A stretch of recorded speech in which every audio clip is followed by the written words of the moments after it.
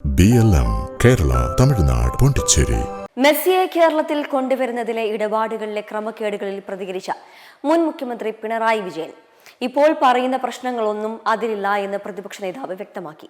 എന്ത് അന്വേഷണം നടക്കുമെന്ന് അറിയില്ല. മന്ത്രിക്ക് സ്പെയിനിൽ പോകാൻ കരാറൊന്നും വേണ്ട. ഇപ്പോഴത്തെ പ്രശ്നങ്ങളിൽ നിന്നും ശ്രദ്ധ മാറ്റാനുള്ള ശ്രമം എന്നുള്ള സംശയമുണ്ട്.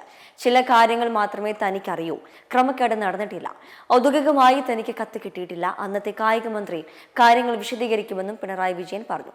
ഇതോടെ റിപ്പോർട്ടർ ടിവിയുടെ അവകാശവാദം തള്ളിയിരിക്കുകയാണ് പിണറായി വിജയൻ. മെസ്സി വിവാദത്തിൽ അന്വേഷണം നടക്കട്ടെയെന്നും നടപടികളിൽ വീഴ്ചയില്ലെന്നാണ് മുൻ മന്ത്രി വി അബ്ദുറഹ്മാൻ പറഞ്ഞതെന്നും അദ്ദേഹം പ്രതികരിച്ചു. ഒരു ഘട്ടത്തിൽ മെസ്സിയുടെ സന്ദർശനവുമായി ബന്ധപ്പെട്ട ചില പ്രശ്നങ്ങൾ ഇവിടെ ഉണ്ടായിരുന്നുള്ളത് വസ്തുതയാണ്. അതിൻ്റെ ഭാഗമായി ആ ടീം അവർക്ക് വരുന്നതിനാവശ്യമായ നടപടികൾ സ്വീകരിക്കുന്നതിൽ ചില നടപടികൾ ഉണ്ടായി എന്നതും നമ്മൾക്കെല്ലാം അറിയാവുന്ന കാര്യമാണ്. ആ കാര്യത്തിൽ അന്ന് കാര്യങ്ങൾ കൈകാര്യം ചെയ്ത മന്ത്രി എന്ന നിലക്ക് ശ്രീ അബ്ദുറഹ്മാൻ തന്നെ കാര്യങ്ങൾ വ്യക്തമാക്കിയിട്ടുണ്ട്. അതിനകത്ത് ഈ പറയുന്ന തരത്തിലുള്ള ഒരു പ്രശ്നവും അടങ്ങിയിട്ടില്ല. വരണമെന്ന് പൊതുവിൽ നാട് ആഗ്രഹിച്ചിരുന്നു. വരുന്നതിനെ നമ്മൾ സ്വാഗതം ചെയ്തിരുന്നു. പക്ഷേ അവർക്ക് അവരുടേതായ കാരണങ്ങളാൽ വരാൻ പറ്റിയില്ല എന്നുള്ളതാണ് പിന്നീട് സംഭവിച്ചത്.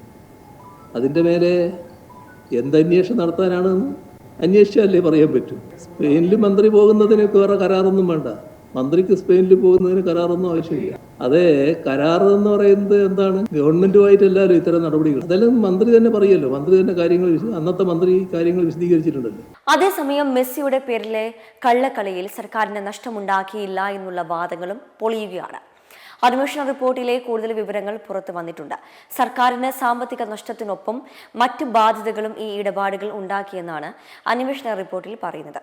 കായിക രംഗത്ത് കേരളത്തിന് തന്നെ ചീത്തപ്പേരുണ്ടാക്കി. സ്വകാര്യ കരാർ തർക്കത്തിൽ സംസ്ഥാന സർക്കാരിനെയും കക്ഷിയാക്കി.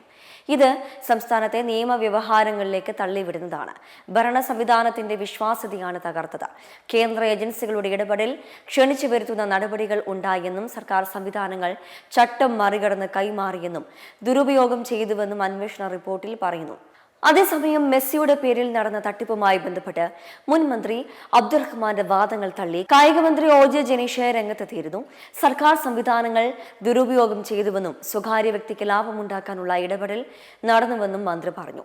സർക്കാരിന് പണം നഷ്ടപ്പെട്ടില്ല എന്നുള്ള വാദത്തിൽ കഴമ്പില്ല. 20 ദിവസം മുൻപ് മാത്രം രജിസ്റ്റർ ചെയ്ത കമ്പനിയുടെ പശ്ചാത്തലം പരിശോധന നടന്നില്ല. മന്ത്രിയുടെ ഓഫീസിലേക്ക് വന്ന പ്രപ്പോസലിൽ റൂൾസ് ഓഫ് പ്രൊസീജിയർ പാലിച്ചില്ല എന്നും മന്ത്രി ഡൽഹിയിൽ പറഞ്ഞു. അമീർ ആരെന്ന കാര്യത്തിൽ മുൻമന്ത്രി വ്യക്തത വരുത്തണം. ദുരൂഹമായ പേരാണ്. അതിലടക്കം അന്വേഷണം വേണം. മുൻ മുഖ്യമന്ത്രി ഇക്കാര്യം അറിഞ്ഞിരുന്നു. മന്ത്രിയുടെ വിദേശയാത്രയിൽ സർക്കാർ പണം ദുരുപയോഗം ചെയ്യപ്പെട്ടു.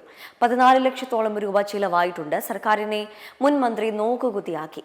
126 കോടി നഷ്ടപ്പെട്ട സ്പോൺസർ അത് തിരിച്ചു കിട്ടാൻ എന്ത് ചെയ്തു? എന്തുകൊണ്ട് പരാതി നൽകിയില്ല? സ്പോൺസറെ തിരഞ്ഞെടുത്തത് സംബന്ധിച്ച മാനദണ്ഡങ്ങൾ ഒന്നും ഫയലുകളിൽ ഇല്ല. ലാഭവിഹിതം ആർക്ക് പോകുമെന്നതിൽ വ്യക്തതയില്ല എന്നും OJ ജനീഷ് പറഞ്ഞു. മുൻ മുഖ്യമന്ത്രി അറിഞ്ഞായിരുന്നോ അബ്ദുറഹ്മാന്റെ വിദേശയാത്രയെന്നത് പരിശോധിച്ച് പറയാമെന്നും സ്വാഭാവികമായും അറിയേണ്ടതാണ് എന്നും മന്ത്രി കൂട്ടിച്ചേർത്തു. BLM കേരള തമിഴ്നാട് പോണ്ടിച്ചേരി.